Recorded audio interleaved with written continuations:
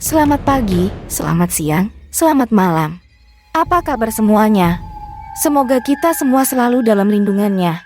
Di video kali ini, aku akan bercerita sebuah kisah horor yang terjadi di sebuah kampus ternama, yang ternyata kampus tersebut merupakan bekas pemakaman.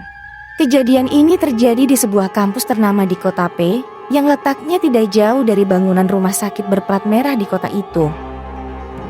Gedung kuliahnya memang terpisah jauh dari bangunan gedung kampus induk, dan fakultas-fakultas lain yang terletak di kawasan lain di area yang agak ke pinggiran kota.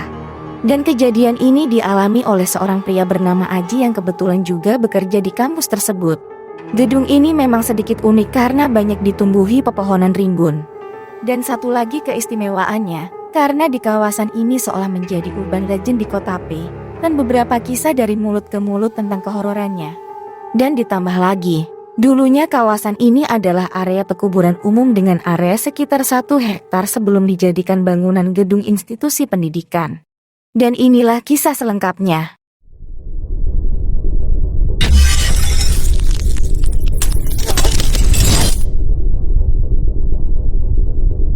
Hari itu, saya dan salah satu teman kerja saya mendapat perintah pimpinan untuk merapikan kardus yang masih menumpuk di ruangan kerja kami. Memang, sejak pindah sekitar 3 bulan yang lalu, kardus-kardus berisi dokumen lama tersebut terlihat agak sedikit mengganggu pandangan. Dan pimpinan segera memberikan arahan agar memindahkan kardus tersebut ke tempat yang lebih layak, yaitu ada ruangan yang dialihfungsikan semacam gudang yang berada di lantai 3 berdekatan dengan ruang tata usaha. Saya dan teman saya pun merencanakan akan melaksanakan pemindahan kardus-kardus tersebut pada jam pulang kantor. Karena bertujuan untuk tidak mengganggu kerja pegawai lain. Karena sekitar jam 4 sore pegawai sudah pulang. Sekitar jam 5 sore, kami menelepon Pak Udin. Beliau adalah koordinator petugas kebersihan gedung, sekaligus yang bertanggung jawab memegang kunci ruangan. Kami pun berinisiatif untuk meminta bantuan Pak Udin. Karena memang beberapa kali meminta bantuan beliau untuk urusan angkat mengangkat barang. Dan pegawai bagian lain pun sering menggunakan jasa Pak Udin. Orangnya sudah paruh baya, cukup rajin walaupun kadang agak angin-anginan. Singkat cerita sekitar jam 6 sore, saya dan teman saya seruangan bernama Pak Regi bersama Pak Udin langsung sibuk berberes kardus dan bersiap untuk mengangkat kardus-kardus besar tersebut ke atas. Kami membawa sekitar 4 kardus besar ke atas menggunakan troli. Namun baru saja kardus ketiga yang dipindahkan ke ruangan lantai 3 tersebut, listrik tiba-tiba padam. Tunggu lampu hidup saja baru kita lanjutkan angkat kembali.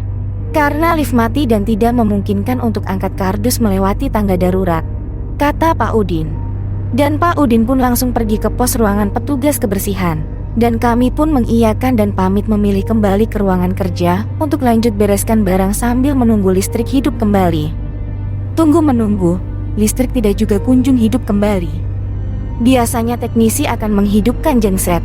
Namun mungkin karena sudah jam pulang kantor dan para pegawai dan teknisi sudah pulang, alhasil terpaksa menunggu listrik PLN kembali hidup. Akhirnya waktu sudah mulai gelap dan masuk ke jam maghrib. Dalam gelap tersebut, saya dan Pak Regi tetap membereskan kardus dengan bantuan penerangan senter dari HP saya. Tiba-tiba sekitar jam 7 malam, listrik kembali hidup. Kami bersorak tanpa sadar dan dengan segera melakukan absen finger dulu karena takut listrik padam lagi. Di ruang mesin absen finger, ada Ibu Messi dan Bu Zaini, pegawai labor keterampilan yang buru-buru turun juga untuk absen. Ternyata mereka juga menunggu listrik hidup untuk absen. Wah, kami baru menyadari kalau ternyata masih ada pegawai lain yang belum pulang juga. Kami mengira tinggal kami yang belum pulang, kata salah satu pegawai tersebut.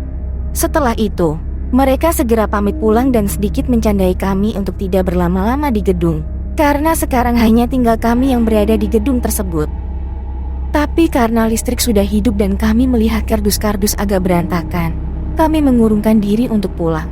Saya dan Pak Regi memutuskan untuk menyelesaikan saja angkat kardus-kardus yang masih lumayan banyak ini ke gudang ruangan lantai 3. Kami coba menghubungi kembali Pak Udin, tapi beliau sudah tidak kelihatan dan tidak bisa dihubungi.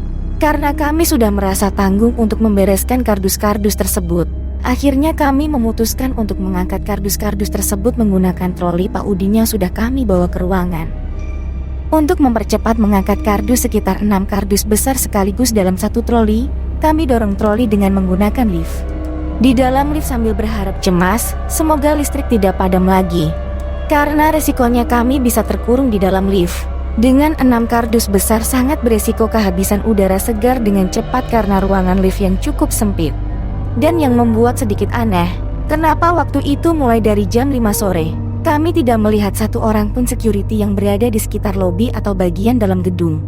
Padahal biasanya ada setidaknya satu orang yang berkeliling menghidupkan lampu sampai ke lantai atas. Atau mungkin karena sudah kebiasaan mereka mendekati maghrib lebih memilih duduk kumpul di pos atau di tempat yang lebih terang atau terbuka.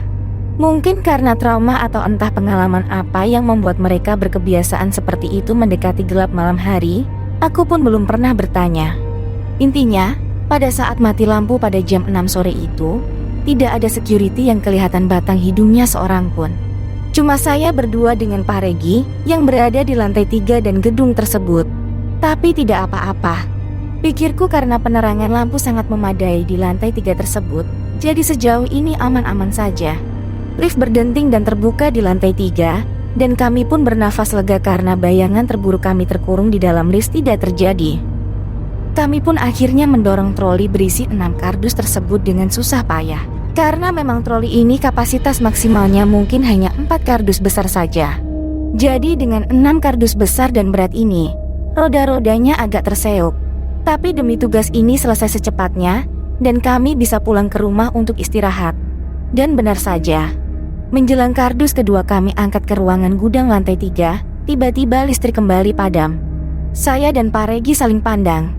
Saya amati gestur tubuh Pak Regi yang sedikit berubah. Mungkin karena dia memang pernah ada cerita agak seram berada di lantai 3 ini pada malam hari. Dan juga sudah pernah mendengar kisah urban legend di tempat ini dari security yang memang pernah bercerita di pos. Apalagi ditambah dengan suasana gelap gulita tanpa penerangan sama sekali, bisa terbayangkan suasana seramnya. Terlebih kami juga tidak menduga listrik akan kembali padam dalam rentang waktu yang begitu cepat. Memahami gelagat tersebut, saya langsung mengajak ngobrol Pak Regi sambil melepas jokes ringan dan menghidupkan senter dari ponsel saya untuk lebih membangun suasana yang menenangkan. Segera seperti sudah ada aba-aba, dengan sigap kami selesaikan mengangkat keseluruhan kardus tersebut hanya dengan penerangan lampu dari senter HP. Setelah merapikan kardus-kardus tersebut, saya menutup pintu ruangan, mendorong troli kosong keluar, dan cepat-cepat menutup pintu ruangan lantai 3 tersebut. Akhirnya sudah aman, pikirku sambil tetap terus berusaha mengajak Pak Regi ngobrol sesekali dan mendorong troli ke samping lift. Kami memutuskan untuk turun melewati tangga darurat di depan ruangan puskom menuju lantai dasar dengan tujuan kembali ke ruangan untuk mengambil tas. Sengaja saya memilih tangga di depan ruang puskom. Tanpa tangga darurat yang lebih dekat, medannya lebih curam dan suasananya agak seram. Ditambah lagi, cerita yang saya dengar beberapa kali agak horor terjadi di sana. Jadi saya mengarahkan Pak Regi untuk memilih rute tangga darurat yang relatif agak lebih jauh. Kami mempercepat langkah kami. Terlihat bayangan pegangan tangga darurat tersebut sudah tidak seberapa jauh lagi. Tiba-tiba terdengar suara sorakan seperti suara mahasiswa sedang ribut di kelas. Saya spontan melihat ke arah suara tersebut. Begitu juga Pak Regi. Suaranya berasal dari labor biologi di lantai 2. Saya lihat juga lampunya seperti hidup. Padahal, saya dan Pak Regi sama-sama tahu kalau listrik lagi padam. Saling berpandangan, kami terus berjalan dalam diam ke arah tangga, yang artinya juga mendekati ruangan tersebut. Karena tangga darurat ada di sisi kanan ruangan labor biologi. Tiba-tiba, suara tersebut hilang dan berganti senyap. Spontan saya lihat lagi ke arah ruangan itu sambil terus turun tangga. Saya lihat waktu itu lampu di ruangan tersebut mati, benar-benar gelap dan sunyi seperti tidak terjadi apa-apa. Dengan gerakan kilat, saya dan Pak Regi menuruni tangga sampai ke ruangan, ambil tas dan dengan cepat mengunci pintu ruangan dan langsung pergi. Barulah sampai di parkiran, kami berani bercerita mengenai kejadian barusan.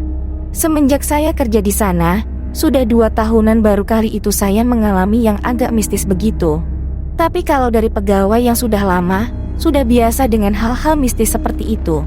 Bahkan dianggap sudah makanan sehari-hari.